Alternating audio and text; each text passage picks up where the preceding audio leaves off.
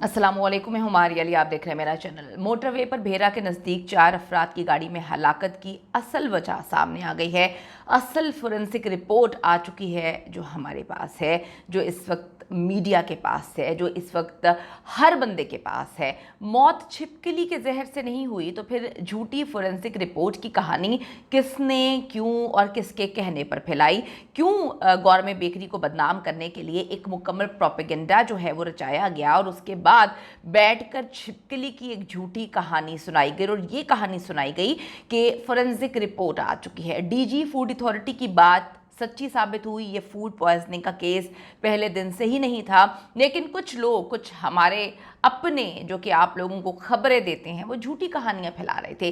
4 अफराद की मौत बेकरी के पैटिस खाने से नहीं हुई है। असली फोरेंसिक रिपोर्ट में चौंका देने वाले इंकशाफात। जब असली फोरेंसिक रिपोर्ट अभी आई है तो फिर झूठी फोरेंसिक रिपोर्ट किसने ब्रेक की, क्यों ब्रेक की, किसके कहने पर फैलाई गई, क्यों गौरमेंट बेकरी को बदनाम करने के लिए एक झूठी कहानी रचाई गई?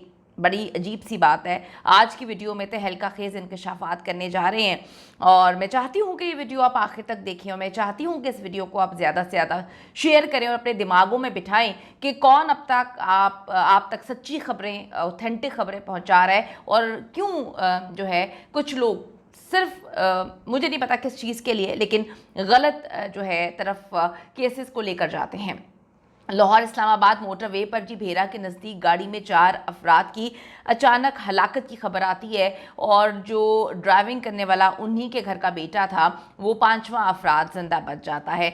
अब जिसने जिंदा जो बच जाता है उसने कहानी सुनानी थी, उसी की स्टोरी पर सबने जो है यकीन करना था, उसी ने बताना था कि एग्जैक्टली क्या हुआ। और जब उसने बताया तो वो कहानी कुछ थोड़ी डिफरेंट थी। मोटरवे पुलिस और रेस्क्यू टीम गाड़ी का शीशा तोड़ते हैं और उसके बाद जिंदा बचने वाले जो भी लोग हैं उनको बाहर निकालते हैं। 3 खवातीन की ऑन द स्पॉट डेथ हो गई थी, जबकि एक बच्चा जो है हॉस्पिटल पहुंचकर जाँ बहक हुआ। जिंदा बच जाने वाले उमर का कहना था कि उन्होंने खानका डोगरा से गौरमेंट बेकरी से पैटिस और जूसेस लिए थे और उसके बाद वो खाए और उसके बाद उन्हें जो नहीं पता कि क्या हुआ और उसको खाने से हलाकत हुई है।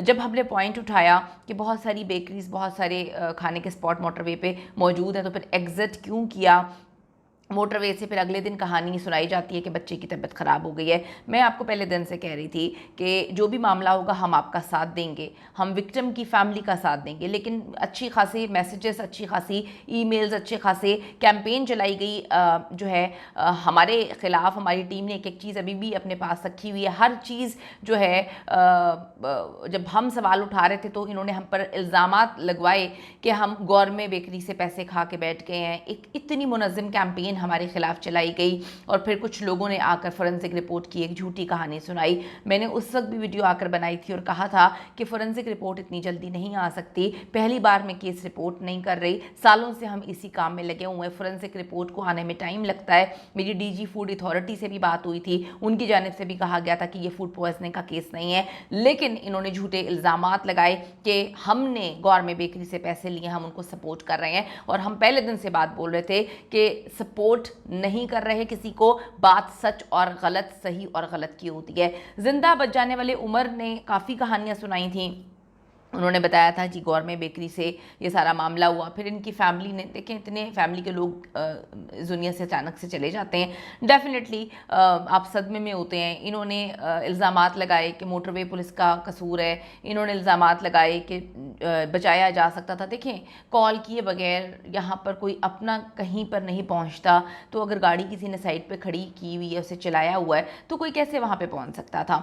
ठीक है, इसके बाद जी ये बात फैला दी गई कि 4 अफराद की मौत की वजह जहरीली जो है वो जहरीला खाना है। फिर छिपकली की तस्वीरें लगा लगा के जो है यूट्यूब पे वीडियोस बनाई गई कि इसके जहर की वजह से जो है उनकी मौत हुई। और फिर सवाल बार बार मैं एक ही उठा रही थी, जो अक्लमंद बंदे थे उनको समझ आ रही थी, जो जिस तरफ लगे हुए थे उनको कभी भी समझ नहीं आएगी सही और गलत में फ़र्क। मेरा सवाल ये था कि अगर पैटिस खाए थे तो सिर्फ 4 लोगों की डेथ ही होनी थी। जो पैटिस बनते हैं इतनी बड़े लेवल पे बनते हैं, इतनी बड़ी बेकरीज के 4 बंदों के लिए नहीं बनते।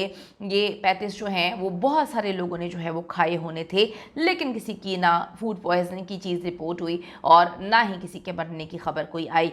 इस दौरान जी एक झूठी फोरेंसिक रिपोर्ट फैला दी गई, उसके चर्चे कर दिए गए कि मरने की वजह हमारे पास फोरेंसिक रिपोर्ट आ गई है, मरने की वजह छिपकली का जहर है। ये एक झूठी कहानी जो है वो हमारे जर्नलिस्ट ने जो है वो यहाँ पे फैला दी, लेकिन अब असली फोरेंसिक रिपोर्ट आ चुकी है और ये हर मीडिया के बंदे के पास फोरेंसिक रिपोर्ट है। ये forensic report Punjab forensic science authority की जानिब से जो है वो आई है। इस रिपोर्ट में 4 अफराद के मरने की असल वजह बताई गई है। 4 अफराद की हलाकत के वक्त डीजी फूड अथॉरिटी जो है वो आसिम जावेद का कहना था कि ये फूड पॉइजनिंग का केस बिल्कुल भी नहीं लगता। उनके मुताबिक फूड पॉइजनिंग से ऐसी अचानक मौत नहीं होती है, ये कोई और ही चक्कर है। और असल फोरेंसिक रिपोर्ट में ये सच साबित हो चुका है कि कोई फूड पॉइजनिंग का मामला नहीं था। मोटरवे भेरा इंटरचेंज के करीब कार में एक ही खानदान के 4 अफराद की हलाकत की तफसीलात जो है वो सामने आई हैं। पुलिस के मुताबिक फोरेंसिक रिपोर्ट में हलाकत की वजूहात का तयन कर लिया गया है। चारों अफराद की हलाकत कार्बन मोनोऑक्साइड से हुई है। फोरेंसिक रिपोर्ट के मुताबिक कार्बन मोनोऑक्साइड गैस कार में जमा होने से सवार अफराद का सांस बंद हुआ है। जहां बहक अफराद के खून के सैंपल्स में कार्बन मोनोऑक्साइड पाई गई है। फोरेंसिक टेस्ट के दौरान किसी दूसरी नशा आवर या जहरीली चीज़ या कोई जहरीले मादे की निशानदेही नहीं हुई है। पुलिस का कहना है कि 2 खवातीन समेत 4 अफराद की हलाकत का मामला 23 अगस्त को पेश आया। 3 अफराद के जिस्मानी अज्जा और खून के सैंपल्स 24 अगस्त को फ्रांसिक लेबॉर्ट्री भिजवाए गए थे। पुलिस के मुताबिक इम्कान है कि गाड़ी के जो पाइप हैं उससे गैस लीक होकर गाड़ी के अंदर जमा होती रही। गाड़ी के एसी से भी गैस जमा होने का इम्कान मौजूद है। तो असल फोरेंसिक रिपोर्ट ये अब आई है। मेरा सवाल यहाँ पर सिर्फ ये है कि क्या हमारा तकाजा, हमारी जर्नलिज्म का तकाजा ये नहीं होना चाहिए कि हम सच को सच के तौर पर दिखाएं।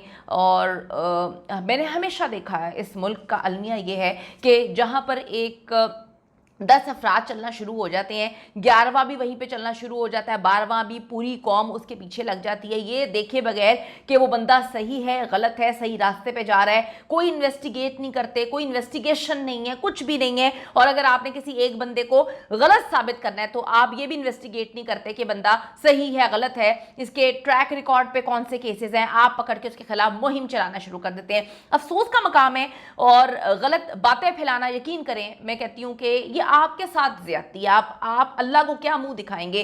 तो एक झूठी फजूल किस्म की एक घटिया किस्म की फोरेंसिक रिपोर्ट के बारे में जिक्र किया गया और छिपकली पे डाला गया। उसके बाद जो है गौरमेंट बेकरी पे डाला गया। कोई भी बेकरी हो, बात यह कि बहुत सारे लोग वहां से जुड़े हुए हैं, वहां से चीजें ले रहे हैं।